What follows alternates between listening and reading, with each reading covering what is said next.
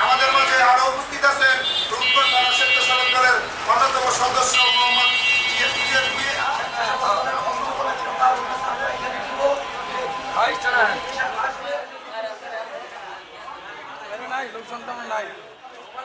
স্বেচ্ছাসেবক দলের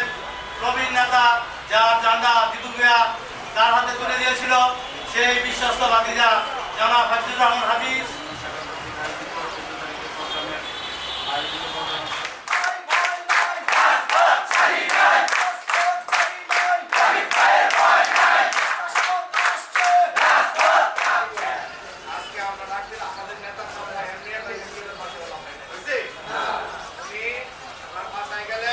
আমাদের সামনে এসে মাটিতে বসে